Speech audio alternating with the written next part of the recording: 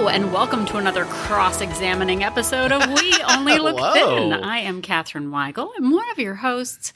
I have lost over 120 pounds and kept it off for, I wrote this down and I'm not looking down, 6 years, I'll say, because I'm not looking down. I am a Tiny Habit certified coach, a Thrive Global certified coach, and I am here today with my prosecuting attorney. That's right. Donald Weigel, prosecuting attorney at law. Attorney at law.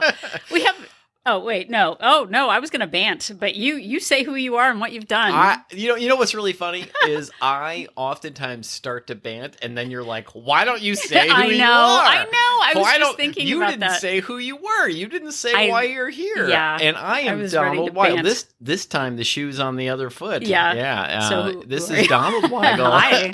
Hi. Hey. I am a co-host of the show. Oh. I have lost about 100 pounds, and I have kept it off for over 5 years. Congratulations. Yeah, my 6-year anniversary is not till the very end of the year of hitting my goal weight. Congratulations on all of those things. But yeah, it doesn't make as much sense to just, I've learned a valuable lesson today about not interrupting you, because it would have made sense for me to bant the way I was going to bant, but we've now moved past it.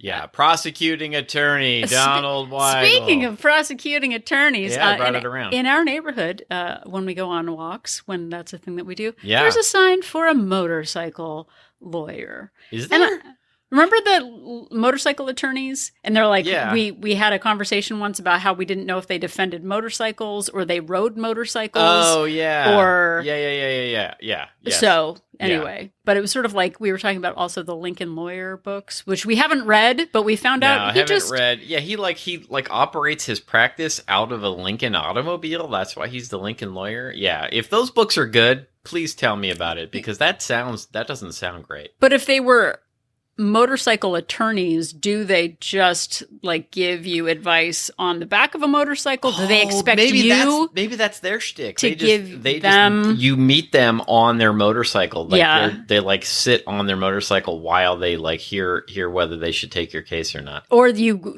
actually go on a nice ride together to go to the carpool lane. Yeah. And then you talk about it. No, we'll get into this and investigate later. But first, we need a hummingbird update. Oh, no, I told you.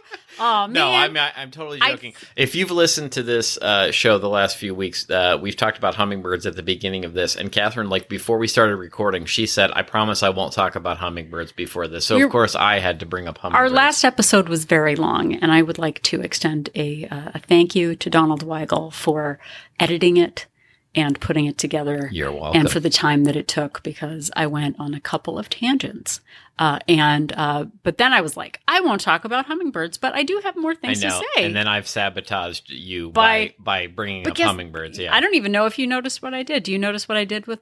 Don't look. You can't look like I didn't look at our notes. Do you know where the hummingbird feeder is right now? I don't right now. The last time I saw it, it was on our drain board in the kitchen, because you had washed it. I did, and there it will lay until the dead of winter in Los Angeles. Yeah, Carla in WOLT Chum, was very concerned that I was actually, you'll have to go back and listen to it. You mentioned last time that she wanted, that she thought you were feeding it corn syrup. Right, which is very concerned. But she said something about hummingbirds maybe preferring nectar in colder months. So I have decided to give up the ghost, because it's been 3 weeks. No, actually more than that, since July. Yeah. That nary a drop has been absorbed by a hummingbird. We are not in the colder months here in Los Angeles. It hit 103 degrees yesterday. Yeah, it was not nice. It was not pleasant. Not nice. So I have I have put it away. It's dry on the drying board. I'll put it somewhere. I don't know where we're going to fit it, but I'll put it somewhere, and we'll wait for another season, because those rude hummingbirds were just drinking the sweet nectar from the flowers. You could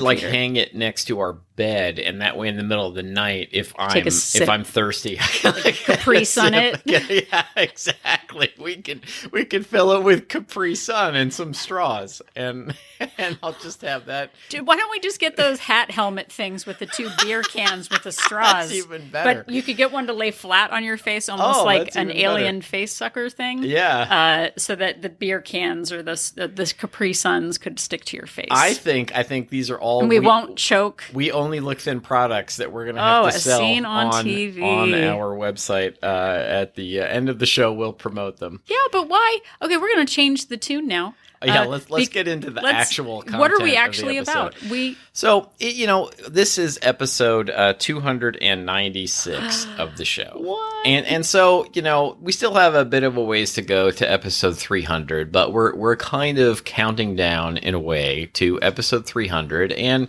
then a few weeks after that to the 6-year anniversary of this show. Holy smokes. 6 years though. Yeah, 6 years of doing this podcast. Oh my gosh. I know, and that also 6 years of keeping weight off. Like, I think it's really funny that I thought I should start a podcast like just after I had basically hit my goal weight. Like, I really thought I knew what I was doing at that point. And it worked out.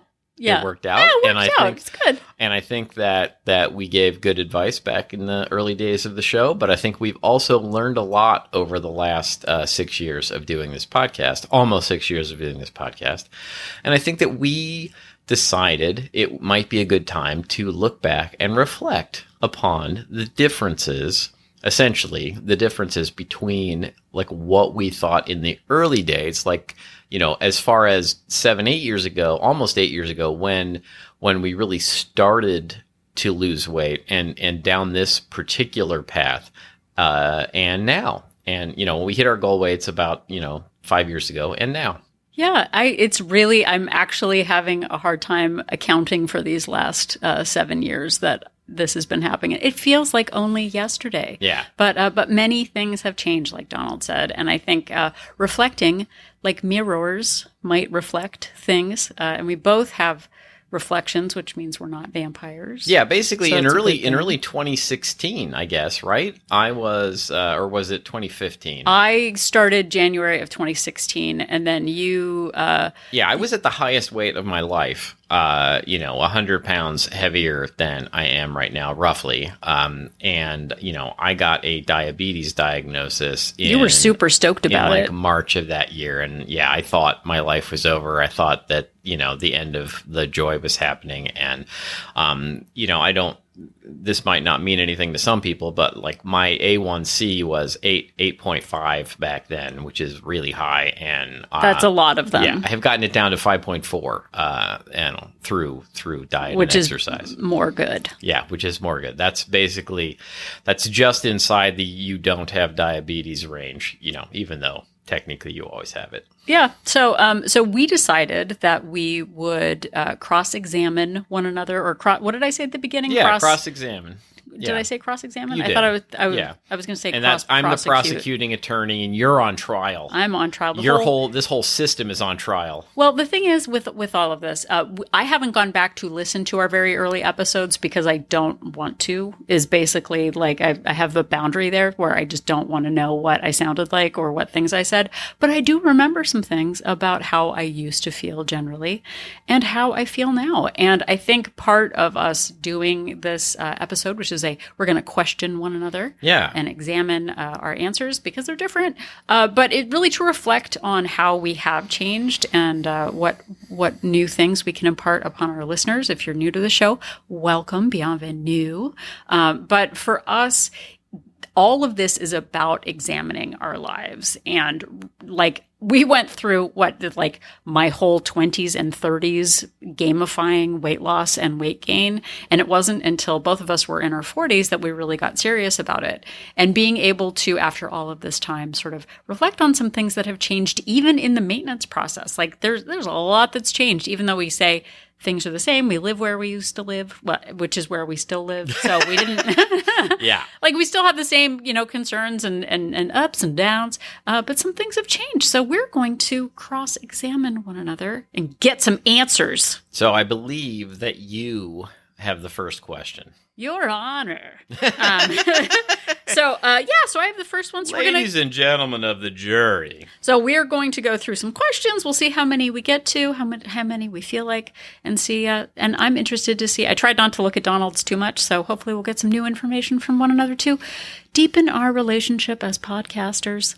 And and married people. Yes, indeed. And hopefully will enrich the lives of the listeners as well. Yeah. Okay, so I will go first. So this was one when we came up with it. I'll go first. I'm trying to find it actually. Okay. The first question is, what is one thing about which you have changed your tune? I don't like ending sentences. Do you want to say that like a normal person? Sure. I'm sorry. I don't like ending sentences with prepositions. What has changed? About's not a preposition. Isn't it? No. Okay. Well, then never mind. I have no problem with the sentence. What is something that you've changed your tune about? Well, let me tell you. What's different? Tell me now. I think one thing is I still believe, and I think it was really groundbreaking for me, thinking about the fact that there is no finish line, that a mistake that I made over and over again was to think that I could go on a diet for a finite period of time, and then as soon as I hit a weight, I could go back to doing what I did before. And realizing that the real key to this was to make a sustainable change to my life, and to make my health and fitness and my goal weight an actual priority in my life. That part I still believe in. The part I think that people have misinterpreted what we've said about there is no finish line, and that they believe that is an excuse to not get started. Yeah. Because if there's no finish line, then why should I start? And that is not at all what we mean. But furthermore, I've changed my tune about the idea that I used to say that, do something that you could do forever. Yeah. And that has not turned out to be the exact same thing forever, but just rather, I like to rephrase it now and say, do something that you don't hate. Do something that you're going to be able to do without regret and without disdaining that you're doing it. Whether that's exercise or the food you're eating or whatever it is. Well, and I think I got that, and this was also, we have similar answers. The thing that I used to say, and because of what I heard, was only do what you can do forever. And I feel like that is sort of oversimplifying the situation. Yeah. What it really is do what you can do based on the current season of life that you're in. Because before I would say, oh, well, I was doing Couch to 5K and I really liked it and I liked running, and only do what you can do forever. And then my hips started hurting and my knees started hurting. And then I felt defeated because I thought that this was something I can do forever, and now life is ruined because now I can't run. Right. Based on that season, running worked for me. And now, based on my age and perimenopause and lots of other factors and my hips hurting and stuff like that, running really isn't an option for me. But what is an option is physical activity. And I don't identify as a runner, but as someone who is physically active. So I think that transitioning from only what you can do forever to do what you can do that makes sense in the season you're in, whether that's a literal season, a job change, an injury, a home circumstance change. Our daughter started going to school magically. How did it happen? I don't know. Yeah.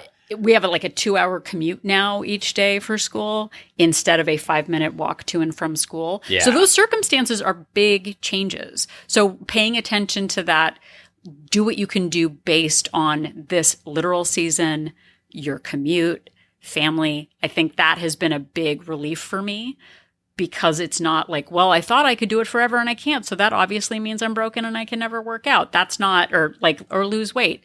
It's more adaptable. Yeah, absolutely. Is there, so that was kind of my answer, which you also felt the same way about. Yeah, you usurped. Was there anything that an answer for that question for you? Is there anything you've changed your tune about? Well, yes. Besides what you just said? To go back to your first point about the finish line also, and that sort of, never starting because there's never an end, is that those daily investments really do add up and matter. Because I think I've talked about it before, of those investments, thinking of it like a retirement fund. The later you start investing, the less compounding interest you have on the investments. Just Google a TED Talk on it. I won't go into it. But it's like I started investing in a 401k when I was 18 years old.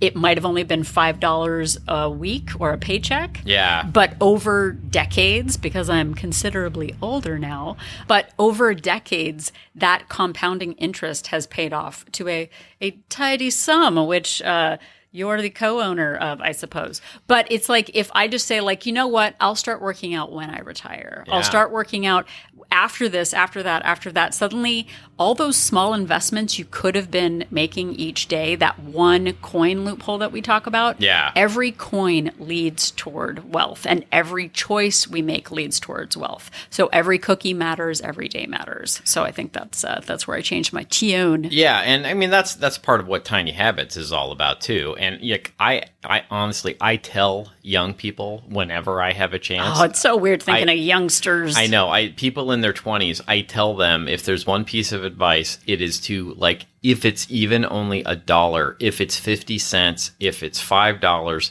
like, put something in a savings account that you pretend that you don't have. Yeah. And just do that every single time you get paid, and like have that money for a rainy day / like if you keep doing that until you're in your 50s, you'll have like some real money like saved up. And the same thing is true for weight loss and fitness. Yeah. Okay, so if I had cross-examined myself on this, I know you just asked me what I would say, but but I think the really big one, and this is, the maybe even the more important one for me, is that I remember an episode super early on where I talked about my scream weight, or the weight at which I knew that it was like the danger weight, like all is lost. I used to have a scream weight also. Yeah. And I have surpassed that. I am over that scream weight, but I remember back in the day, I said that I was going to like throw out all my clothes that were too big, that I didn't want any flexibility for myself in going up a size. And at that point, I made a joke, literally made a joke on the podcast about how I would wear like a wooden wine barrel if I went above a certain weight. Right. That, and I think I said a burlap sack if I ever got up to that weight. Like that I didn't, and it was jokey. I don't know if you know this, but we like to joke around. We're funny folks. A lot of people don't think we're funny, but we do. Yeah, we do this when our daughter isn't home because her rolling her eyes. We actually had a very nice listener write in who told us that she thought our banter was funnier than a comedy podcast, which I love. That is a priority to me. Yeah, that was that actually made me more happy than all the people who have written in to say that our advice. No, just kidding. Just kidding. See, there's a bit of the comedy right there. Yeah. But no, I joked about the wearing a wine barrel. I really shouldn't gain weight, and if I did, that was the telltale sign that it was all over, and I needed to get back down to that lower weight. And it was jokey, but it was also ill-informed because I had never maintained 120-pound weight loss before. Right. And it was kind of my like, well, this just doubles down and proves that I'm really serious about maintaining my weight. But for every, and we'll talk more about this later, like for every trip where we go away, for every, COVID pandemic thing that happens, weight changes over time, and we always deserve to have clothing that fits the bodies that we're in right now, and fluctuations happen. I am a good 25 pounds heavier than I was when we started this podcast 5 years ago, and it's not for lack of trying or tracking calories, I'll tell you that much, but habits change. And so for me, knowing that it is okay to have clothing that fits you and to not punish yourself by wearing wooden barrels is really important. So that in all seriousness is something that I have changed my tune on. So. Yeah, and we've talked about our friend Nicole, who keeps 3 different sizes in her closet, depending on the season of her life. And I think that's really been something that I've changed my tune on too. Is that saying that there's no finish line to this also means that my weight is going to go up and down depending on what's going on in my life. You talked about the different seasons of life, and I had a very indulgent like Christmas season this past year, and it took me, about the first 6 months of this year to like sort of get myself back to the weight I was before the Christmas season of last year. And that's okay. Like, it's going to happen. Like, I'm going to go up and down. But the sort of long-term vision is that I'm not going to just stop entirely, and that I'm always going to like keep my head in the game in some way, keep what do they say? Keep an iron in the fire, and continue to do this, and not just throw up my hands and give up because of some indulgent days or weeks or whatever, and then go back to the weight I was in early 2016. Yeah. So to Nicole's point, having that like literal season change, like you would have coats for winter and different clothes for summer, with our seasonal changes of being up on the pound 5 scales, up on the scale 5 pounds. It matters to have clothing that fits in all seasons of your life. So that is. The jury rests, the defense rests. Yeah, well, the prosecutors got some more evidence to present right here. Okay. So, question for you. Okay. If you could go back in time with a, I don't know, time machine of some kind. I prefer DeLorean, where you would take the TARDIS. Sure. And talk to yourself from 7 years ago. So basically, before you really got going into this, before you learned what you knew now, what piece of advice would you give yourself? And, another way to say this is, what do you wish you had known then that would have made it easier that you do know now? Well, I think that's a great question, Donald, and I really appreciate it. Thank you. And honestly, for me, and I think the biggest thing and the biggest mindset shift has been, and something that I see other people struggle with, is the idea that I plan, and I'm not saying I will.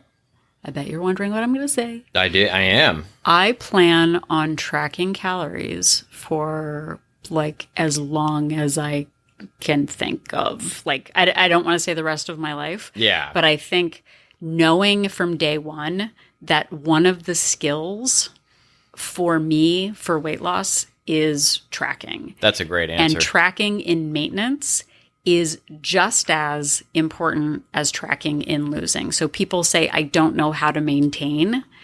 Maintaining is pedaling, and tracking is pedaling. We are not going to move forward without some sort of attention paid to what we're eating. Because when I don't track, now whether you track your feelings, track your hunger scale, track calories, points, time, whatever, the people that I have seen maintain their weight who have had lifelong weight issues all continue tracking. Yeah. And so for me, like I don't want to track, I don't want to do whatever, like it is a gravity issue. Like I can't fight gravity. I know we talked about that recently. It's like paying attention to your credit card statement, your bank statement, your bills, who you owe what to, when.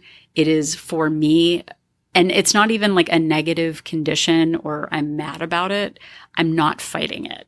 And it makes it so much easier to know that it is a resource and a tool that I can use to keep me on track. And I know that for me, that if like just from the beginning, if it was like, if you're going to track your diabetes, if you're going to track your insulin. Yeah, it's true. It's like trying to, well, I mean, that's a great example, tracking my blood sugar levels without actually like measuring them. Like, well, I'll just like assume that they're fine, or trying to reduce spending without the tracking what you're actually spending, or looking at your bank statements or your how much things cost. Yeah.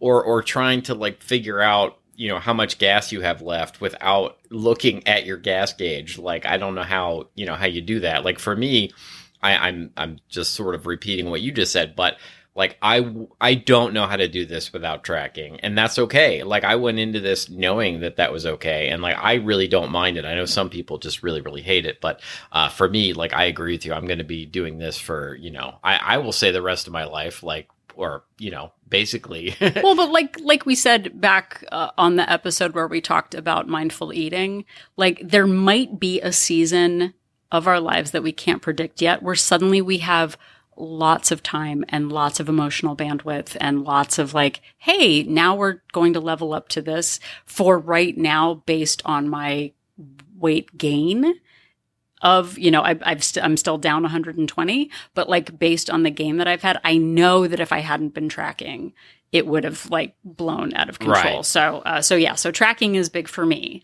So, Donald, what about you? Well, I had some time to think about this, and I have a few answers to it.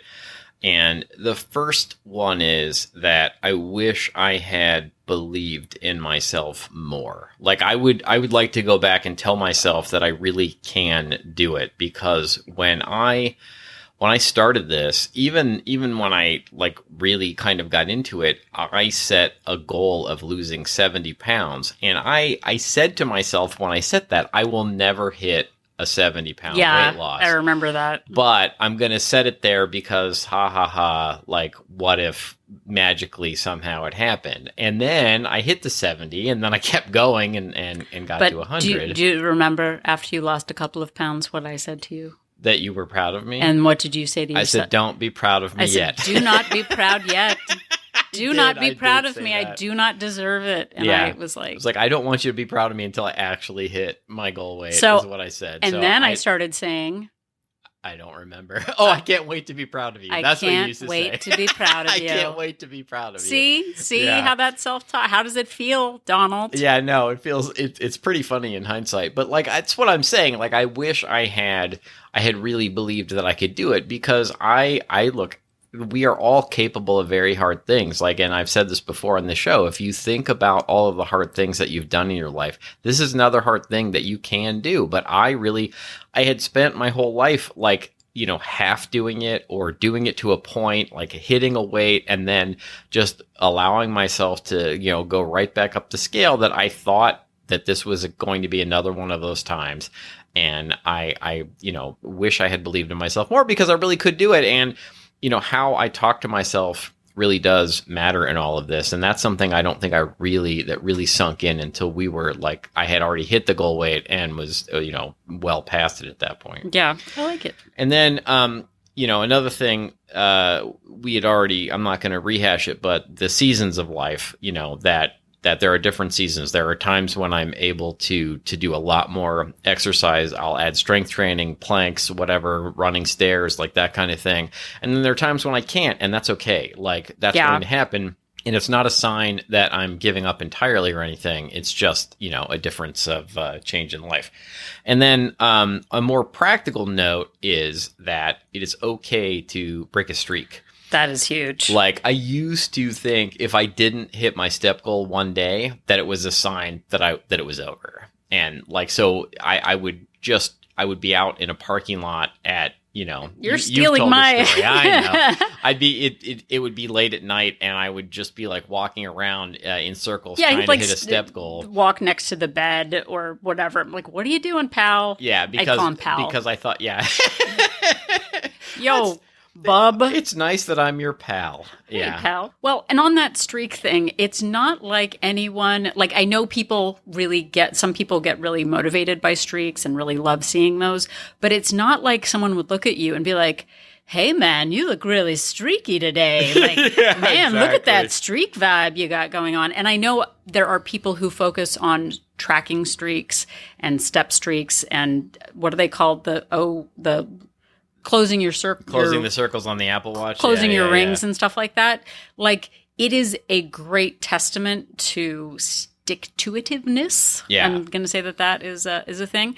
But sometimes it can be demotivating when you have to work really late, or you forgot your charger, or suddenly you've got a vacation coming up and you don't track a day. Suddenly you feel like you have broken the streak and now you've got to start over again. And oh my gosh, this isn't like, I thought I had it figured out. And then it can be defeating to some. And we're not about, like, streaks can be really motivating, but also just knowing that, like, in the end, daily activity matters and a deficit matters. I could look at my credit card statement for 100 days in a row and say, like, I looked at it for 100 days in a row. But if I'm overspending and it's gaining interest, that I'm not, the goal isn't the tracking. The goal is the end that you want, which is not being in debt or maintaining your weight. So just be careful on the streaking thing, because it can be dangerous. And I this is a lesson I think I've really only learned over the last couple of years about the breaking streaks. Like I won't say the name of it, but and I even promoted it on this show a couple of times. There was an app that I was using regularly to track habits, and you would mark that you had done a habit, or you could set up multiple habits, and you would mark that you had done it, and then it would like link the circles together, and then if you missed a day, there'd be like a blah, you blew it, and it would always make me feel bad if I missed a day, and it would feel like, well, why should I even bother like continuing to do the habit because I missed a day? Well, all my progress is gone and over. And that's just, that's just a false thing that we tell ourselves. You didn't lose all of your progress by not doing something for one day. You lose all your progress when you stop doing it altogether, and then you go back to doing, your old habits. And that was a big, important lesson for me to learn. No, that is a very good one, and I'm very proud of you. Thank you. And then on a final, like, super practical note, a piece of advice that I would like to go back and tell myself about from 7 years ago is I would just like to let myself know about the existence of rebounders, which are these mini trampolines. Like, we used to get up, and we still do get up really early, but we used to get up at like 4:30 in the morning and then walk around our neighborhood in the absolute dark, and until we sort of realized how not safe that really was. Yeah, I think the youth betrayed us. But like in bad weather, when it was super cold out, we'd get bundled up, and like it was fun? Question mark. Yeah. But it was also, it started getting a little dangerous as the mean streets of the Los Angeles suburbs started closing in around us. Yeah, and so now, we have these mini trampolines, and we don't jump on them. We're not like shaking the building at 5 a.m. Yeah.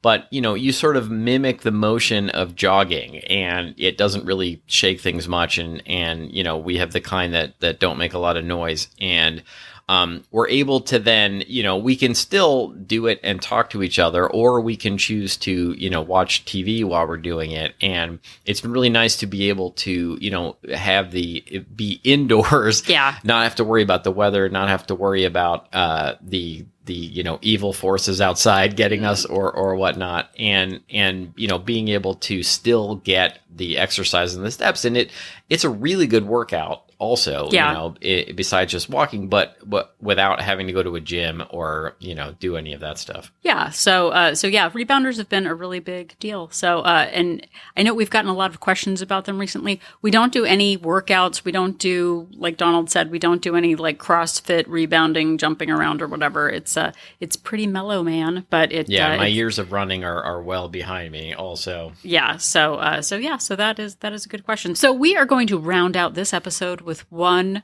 more question. Yeah, and then maybe we'll do another part of this where we ask the other questions we didn't get to on this episode. Yeah, so for this one, the very last question is, we're going to take you to Bippity Boppity Boo, and we're going to wave a magic wand. And the question actually is, as I'm getting to it, the words that I'm going to say is, if you could wave a magic wand and get people to stop or start doing one thing, what would it be? Well, for me, thank you for asking such a good question. Thank you. For me, it would be to stop calling foods good or bad. Yeah. I would love to wave a magic wand and make that go away, like, entirely. And I spent years and years like calling foods good or bad, and then thinking when I ate the foods that were bad that I was bad, that I was like, I was putting this moral judgment on the food or on myself. And it's just food. There's no good or bad. It's not moral. Like the food, there's calorie dense food, there's like calorie light food, and there's everything in between.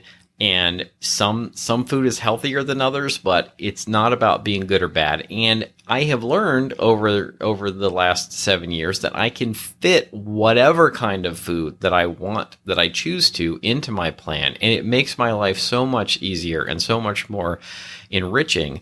And I don't carry that guilt around with me when I have a food that I'm calling bad, because I don't do that anymore. Right. So there are foods with high nutrition value that have nutrients and that help with fiber and protein and all the things. And then there are delicious foods that do all of the things. And then there are sweet foods. There are foods that don't agree with me. There are foods that make me feel energetic. There are sluggish. Husbands that don't agree with you also. You have one of those. But letting go of the cheat day or the cheat meal, I know that word that phrase comes up a lot, and there's just there's no cheating. It's just you living your life. The Hamburglar maybe cheats a little bit by stealing food. Meals, or like maybe like Yogi Bear is stealing picnic baskets. Maybe that is technically a cheat meal. Yeah, but it's not a test. It's not a relationship. It's just food that either fits whatever your goal is or doesn't. And having a better relationship with foods matters, but there's no moral value on home churned butter from dairy cows that you've raised from your 4-H camp versus buying it at the wow, you know the me grocery so well. store. My 4-H camp, I did all that. But like, there's no moral value in wheat bread over white bread.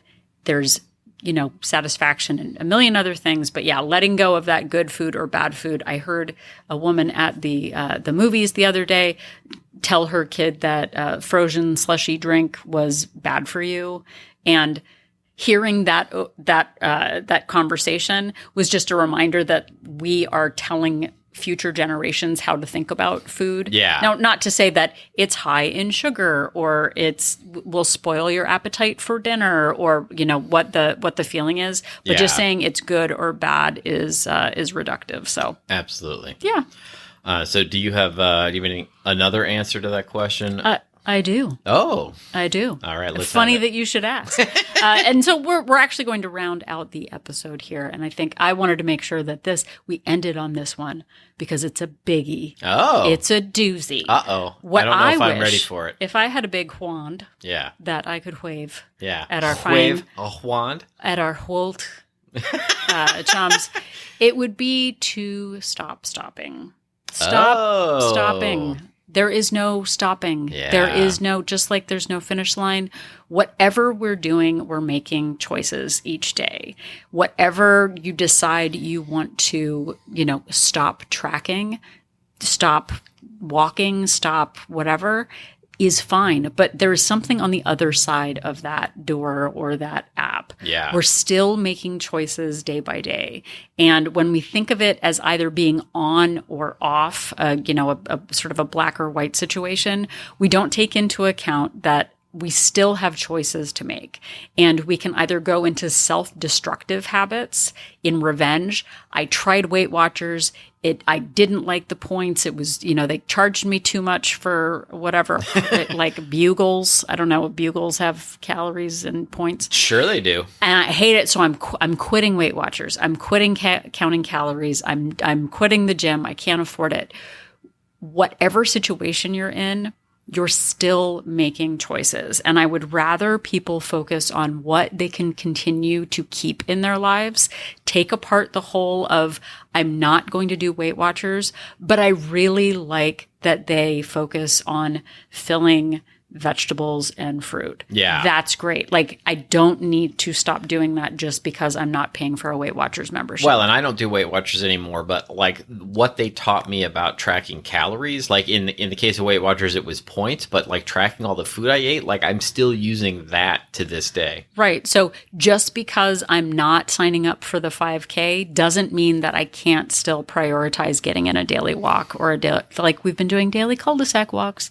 We have. There's a cul-de-sac near us. After the sun comes up. Yes, after the sun comes up. It makes it sound like we live in like, I don't know, what's that movie, the Purged or whatever. Right. It's fine. It's just, we're older now. It's fine. But like really thinking about what's on the other side. If you quit a job, you still need to live somewhere and have some sort of way to make money. So it's the same thing with managing our weight loss and our weight maintenance lives, because we are in a position where we know now it's not, well, I was doing this, but now it's, it's not the right season, or Donald's away, so I can't do it. I've got school. What can I do? Instead of focusing on what is not possible, assessing your season, realizing what tools you do have, what you like to do, like Donald said, and thinking about the reframe of every day matters. Even if we don't know exactly what we're doing, we don't have our whole lives planned out, we can still make conscious decisions about things that make us feel good. I know I feel better when I stay away from sugar in the daytime. I know I feel better when I have some vegetables. Look, I said it without saying it weird. I know I feel better when I have salad. It's like our fathers. Like, I don't. Oh, like, my gosh! Impossible. They both say library all the time, and I don't know anymore whether they know how to say it correctly. Like, I think it started where they were saying it incorrectly on purpose, and now they both say library without thinking about it. Anyway, but like, if we can just focus on the things that we know are in our best interest, I know it's in my best interest if I get on the scale. I know having a salad is a good thing for me. I know drinking water is a good thing for me. And I know a daily walk is good for me. So stop that, like, that's it, I just can't deal, where we dive back into old habits. Because I promise you, I could gain 30 pounds by Christmas if I just decided to revenge eat my way back up the scale. So I think we're gonna stop it there for today. Well, thank you so much for listening. And I think it's funny that you said stop. I know. I was gonna say now we're gonna stop for the day. I actually was like, I should have said we're going to pause. Yeah, just exactly. Like one of our P words. So please do not stop listening to this show. Keep that habit in place. We appreciate it. We are grateful for each and every one of you. And I think we will be back soon with another episode where we ask each other even more. Questionable queries. Yeah. Ooh, questionable queries. I like it. Catherine made a face that is that a good name? She didn't like her own suggestion for a title. Again, thank you so much for listening. All of our episodes are still available wherever you found this one. We are available on all of the major podcast platforms, and also anytime on our website at weonlylookthin.com. Yep, and if you are at weonlylookthin.com, click on that link for Join Our Support Group to find out more about WOLT Place. We Only Look Thin Place is a Facebook-based accountability group for women. We are not a weight loss plan, but we are a place for accountability, check-ins, live Zoom meetings. Sometimes I do one-on-one meetings with WOLT members if they need some extra help. It is a great supportive community full of people doing different plans, but we all have similar struggles. So if you are interested in more information, you can head over to our website. Again, we have 2 subscription options, a monthly option with a 3-day complimentary trial, and a quarterly subscription with a 7-day complimentary trial to see if WOLT Place is right for you. Yeah, so please check it out. Look, I had to marry Catherine Weigel to have the kind of access to her that you will have by joining WOLT Place.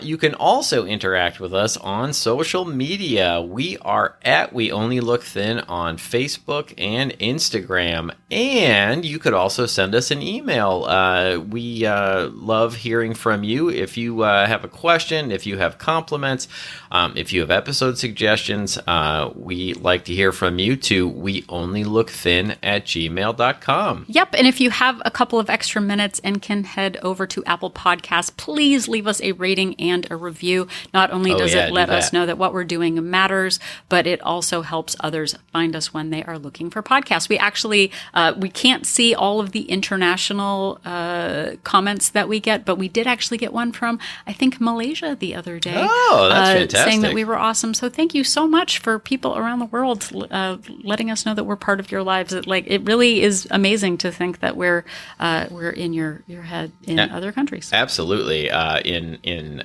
whatever part of the world you're in, we are grateful for you. And also, we would be grateful if you would just tell somebody about the show. If you're face to face with somebody on a telephone call, if people still do that, and somebody who might get something out of the show and it comes up, we would love it if you would give us a shout out. Or if you're on the interwebs and you're in like a Discord server or a Facebook group or a Reddit group, I'm on a lot of Reddit groups about weight loss and fitness all the time. If you would give us a shout out in one of those groups, it really helps the show grow. Word of mouth is one of the best ways to keep that going. Yeah, we actually, I saw on Lose It on Facebook the other day, someone actually suggested our podcast as one of the inspiring ways that they have managed their weight. So like it really, like I see that and it means so much. It really is amazing. So thank you. It really, really does. So the next time you're thinking about putting the whole system on trial, just remember that Catherine and I are an inspiration. We forgot to talk about the Lincoln Lawyer, like also being an inspiration. Asian. Is the Lincoln Lawyer an inspiration? What about a motorcycle lawyer? Oh, yeah. Broom, broom.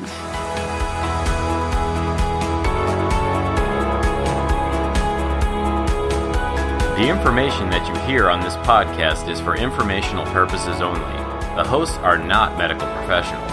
You should always consult with your doctor, nurse, or other certified health professional before beginning any diet or fitness program.